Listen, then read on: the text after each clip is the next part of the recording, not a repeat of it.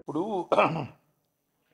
నా ప్రత్యర్థి అంటే తెలుగుదేశం పార్టీ తరఫున సత్తెనపల్లిలో పోటీకి సిద్ధమవుతున్నటువంటి కన్నా లక్ష్మీనారాయణ గారు తొండపి అనే గ్రామం వెళితే ఆ గ్రామంలో పరస్పరం రాళ్ళు రువ్వుకోవటం జరిగింది.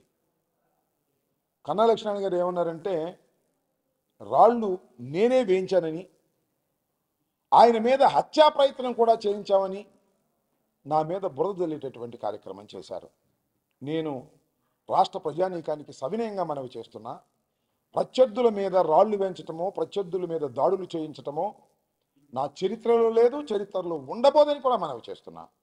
రాజకీయాన్ని రాజకీయంగానే ఎదుర్కొనేటటువంటి సత్తా కలిగినటువంటి రాజకీయ పార్టీలో జగన్మోహన్ రెడ్డి గారి చెంతన ఉన్నటువంటి వ్యక్తులని ఈ సందర్భంగా నేను చెప్పదలుచుకున్నా.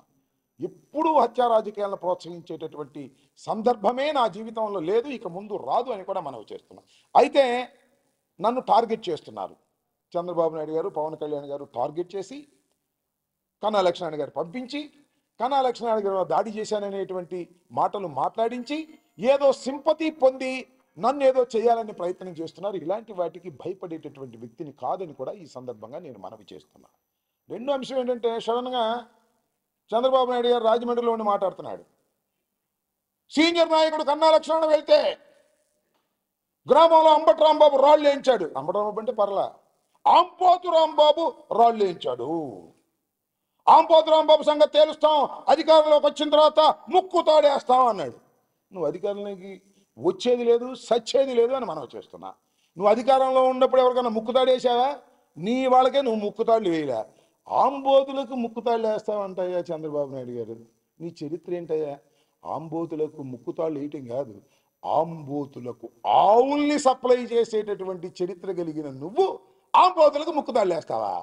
రాని, మళ్ళా వస్తాం అధికారంలోకి.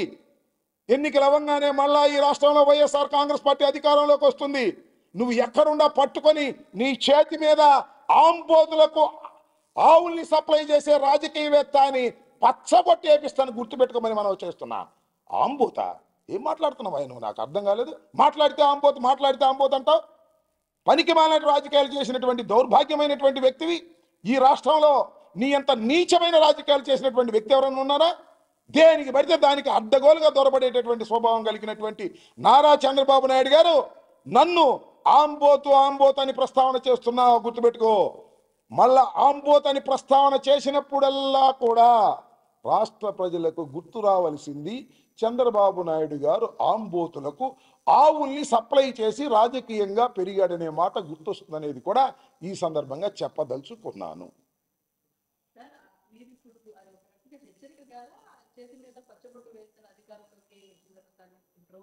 ఆయన అన్నాడుగా నాకు ముక్కుతాడేస్తానని. ప్రొవోకేషన్ ఒక మాట అంటే ఒక మాట అనిపించుకోలేరా? చెప్పండి. మీరు చంద్రబాబు నాయుడు గారిని అడగండి, ఎప్పుడు వెళ్తే వెళ్తారు కదా. అంబోతు రాంబాబు అధికారంలో రాగానే ముక్కుతాడేస్తాం అంటే తప్పు లేదే. అధికారంలోకి వస్తే పచ్చబొట్టేస్తాం అంటే తప్పు వచ్చిందా? నన్ను గిల్లాడు, నేను గిల్లుతున్నాను. నన్ను గిల్లకపోతే నేను గిల్లనుగా. నా పిర్ర గిల్లి ద్వాలపాటు పడితే ఒప్పుకుంటావా? నేను ఆంబోతునంట, నాకు ముక్కుతాడు వేస్తాడంట. ఏమని ఇప్పుడు ముక్కుతాడు? అధికారం వచ్చినా వేస్తా అంట ముక్కుతాడు. మేము అధికారం వచ్చినా దాన్ని ముక్కుతాడు అయితే మేము పచ్చబొట్టి ఎంచలేమా? మా అధికారం వస్తే అన్న మాటకు సమాధానం తప్ప అది నేను కించపరిచే మాట కాదని మీరందరూ అర్థం చేసుకుంటే మంచిదని చెబుతున్నా.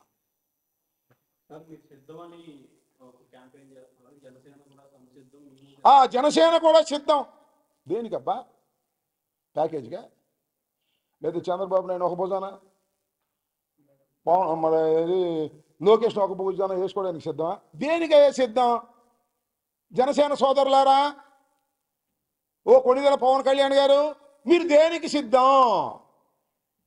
ఓడిపోవడానికి సిద్ధమా? ప్యాకేజీకి సిద్ధమా? ఇన్ని ప్రశ్నలు వస్తున్నాయా? మేము సిద్ధం అంటే పోరాటానికి సిద్ధం, ఎన్నికలకు సిద్ధం, 175 మంది సభ్యులతో సిద్ధం, 25 మంది పార్లమెంటు క్యాండిడేట్తో సిద్ధం. అది మా సిద్ధం. మీ సిద్ధం ఏంటి? ఎన్ని సీట్లు వస్తాయో తెలుసా మీకు? అంటే తెలుగుదేశం నుంచి ముష్టేస్తానా, తీసుకుంటారా?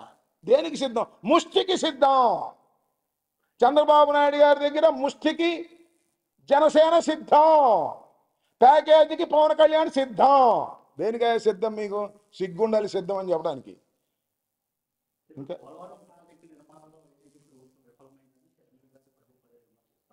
షర్మిల గారు విమర్శిస్తుంటారు, నేను చెప్పే కదా. షర్మిల గారేమో మా ప్రీతమ నాయకుడు రాజశేఖర రెడ్డి గారి కూతురు. ఆమె ఏదో ఓవర్ యాక్షన్ చేస్తుంది, పిచ్చి తల్లి. ఓవర్ యాక్షన్ చేసే వాళ్ళకి ఏం సమాధానం చెబుతాం? చెప్పలేము. ఆమెమో తెలంగాణలో పార్టీ పుట్టింది, అక్కడ పుట్టి సంవత్సరం అయిందా, కాలగర్భంలో గడిచిపోయింది. ఇక్కడ కాలగర్భంలో గడిచిపోయిన పార్టీలోకి వచ్చి ఆమె మాట్లాడుతుంది. ఎట్లా ఉందంటే కాంగ్రెస్ వాళ్ళకి మంచి ఆయుధం దొరికింది, రాజశేఖర గారి కూతురు.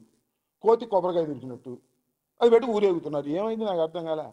కాంగ్రెస్ ఏం బతికేదా చచ్చేదా? రాజశేఖర రెడ్డి గారిని, రాజశేఖర రెడ్డి గారి కుటుంబాన్ని, ఈ రాష్ట్రాన్ని చీల్చి చెండాడినటువంటి కాంగ్రెస్ పార్టీలో ఆమె బతుకు తెరువు కోసం చేరిందో మరి ఏమో నాకు తెలియదు. పిచ్చి తల్లి ఏదో మాట్లాడుతుంటారు, పెద్ద పడుచుకోమాక దొర. మళ్ళీ ఎలక్షన్ తర్వాత కనపడదు, మళ్ళీ అక్కడ పెట్టింది పార్టీ. అది ఓకే.